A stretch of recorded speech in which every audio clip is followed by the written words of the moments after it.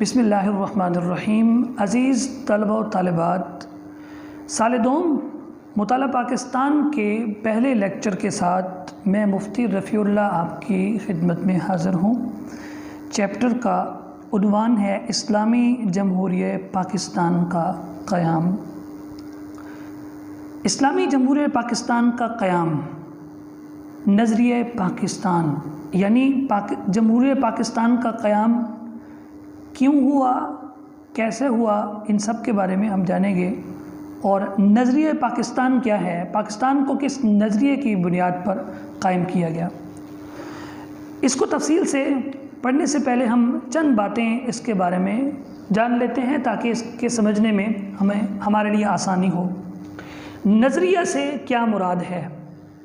نظریہ عام طور پر کسی بھی سیاسی، سماجی یا معاشرتی تحریک کے لیے ایسا لاہ عمل ہوتا ہے یا ایسے لاہ عمل کو کہتے ہیں جو حقائق کی روشنی میں کسی بھی قوم کا مشترکہ نصب العین ہوتا ہے۔ یعنی جب بھی کوئی تحریک شروع کی جاتی ہے یا کوئی جماعت کھڑی کی جاتی ہے، اس کا کوئی نہ کوئی نظریہ ضرور ہوتا ہے۔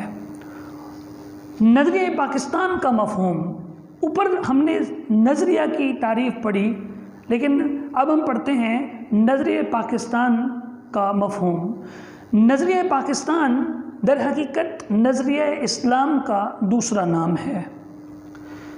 نظریہ پاکستان اور اسلام ہم معنی ہیں، چونکہ نظریہ پاکستان کا مفہوم بہت ہی مختصر الفاظ میں اگر جانا جائے تو وہ لا الہ الا اللہ محمد الرسول اللہ ہے۔ جیسا کہ ایک نعرہ بھی لگایا جاتا ہے، پاکستان کا مطلب کیا، لا الہ الا اللہ، یہی نظریہ پاکستان کا مفہوم ہے۔ پھر اسی میں دو قومی نظریہ آ جاتا ہے۔ دو قومی نظریہ سے کیا مراد ہے؟ بر صغیر میں دو بڑی قومیں آباد ہیں، ہندو اور مسلمان۔ یہ دونوں قومیں رنگ، نسل، زبان، مذہب، رسوم و رواج، الغرض ہر اعتبار سے الگ ہیں۔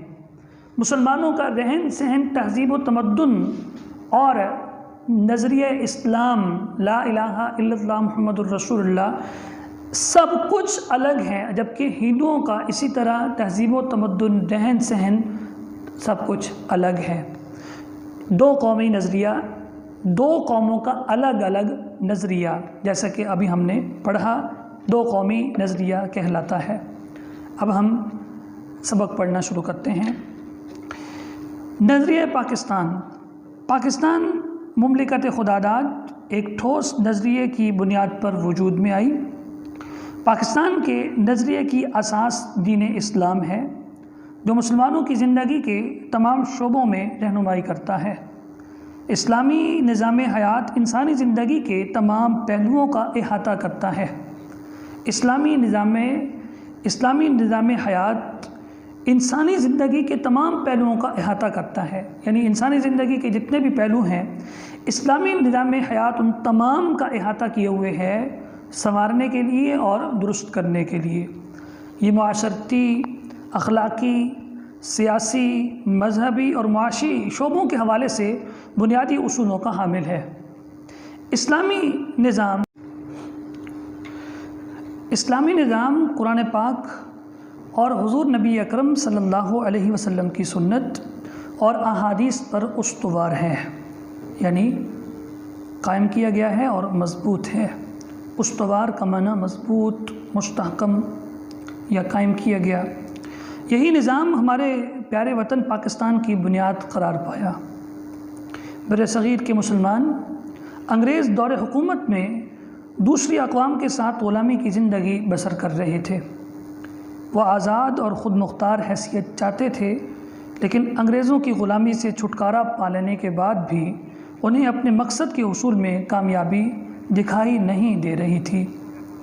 ہندو اکثریت کا غلبہ صاف نظر آ رہا تھا۔ بڑے غور و فکر کے بعد مسلمانوں نے یہ فیصلہ کیا کہ انگریزوں کی حکومت کے خاتمے کے بعد ایسے علاقوں میں ایک مسلم مملکت قائم ہو جائے جہاں مسلمان اکثریت میں ہیں۔ یوں مسلمان دائمی غلامی سے بھی چھٹکارا پا لیں گے۔ اور ایک مخصوص خطۂ زمین پر دین اسلام کے اصولوں کے مطابق نظام رائج کرنے میں کامیاب ہو جائیں گے۔ یہ سوچ رفتہ رفتہ مضبوط ہوئی اور بالآخر مسلمانوں کا نصب العین بن گئی۔ منزل مقصود پانے کے لیے مسلمانوں نے ایک عظیم تحریک کا آغاز کیا۔ علیحدہ اسلامی مملکت کا قیام ایک مقصد بنا اور یہی مقصد نظریہ پاکستان کی تخلیق کا باعث بنا۔ نظریہ اسلام ہی نظریہ پاکستان ہے۔ حضرت مجدد الف ثانی، حضرت شاہ ولی اللہ، حضرت سید احمد شہید، سر سید احمد خان، علامہ محمد اقبال اور قائد اعظم محمد علی جناح رحمہم اللہ تعالی علیہم اجمعین، ان سب کے لیے ہم اس طرح کہیں گے۔ اگر الگ الگ ہر شخصیت کے بارے میں کہنا چاہیں تو رحمۃ اللہ علیہ، اور تمام کے لیے اکٹھا کہیں تو رحمہم اللہ تعالی علیہم اجمعین جیسی عظیم ہستیوں نے اس پودے کی آبیاری کی، یعنی اس پودے کو پانی دیا۔ ان کا خواب تھا کہ مسلمان اسلامی معاشرت، ثقافت، معیشت اور اخلاقیات پر مبنی نظام رائج کریں، اور یہ خواب سالہ سال کاوشوں اور قربانیوں کے بعد شرمندہ تعبیر ہوا۔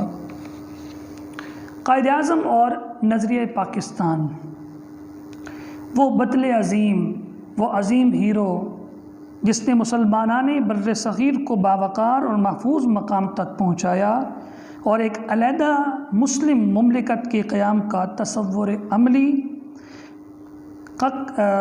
مسلم مملکت کے قیام کا تصور عملی شکل میں ڈھال دیا، وہ قائد اعظم کی ہی ہستی تھیں۔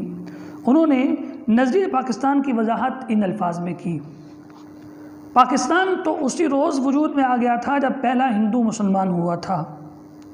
1943 عیسوی کے سالانہ اجلاس میں منعقدہ کراچی میں قائد اعظم محمد علی جناح نے پاکستان اور اسلام کے باہمی رشتے کو واضح کرتے ہوئے فرمایا، وہ کون سا رشتہ ہے جس سے منسلک ہونے سے تمام مسلمان جسد واحد کی طرح ہیں؟ وہ کون سی چٹان ہے جس پر اس ملت کی عمارت استوار ہے؟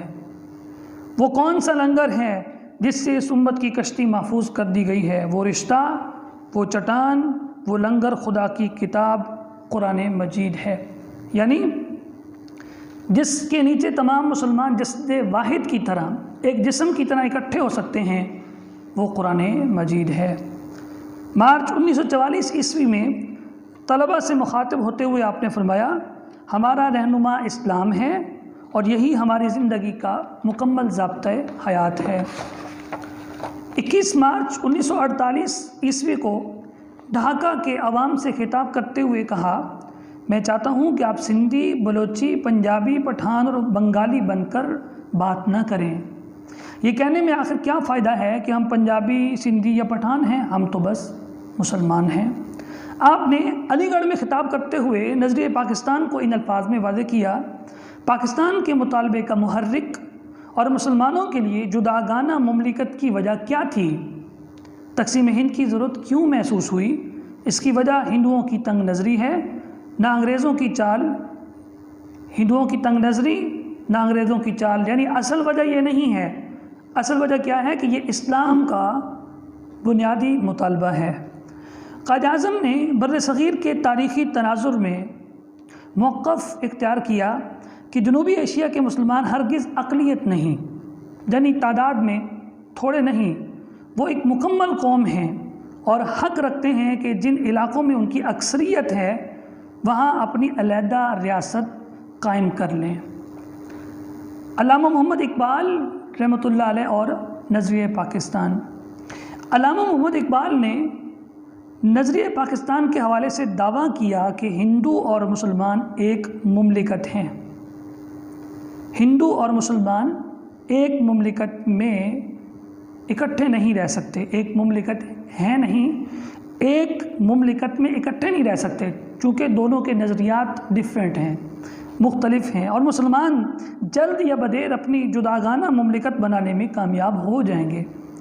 علامہ اقبال نے بر صغیر میں واحد قوم کے وجود کا تصور مسترد کر دیا اور مسلم قوم کی جداگانہ حیثیت پر زور دیا۔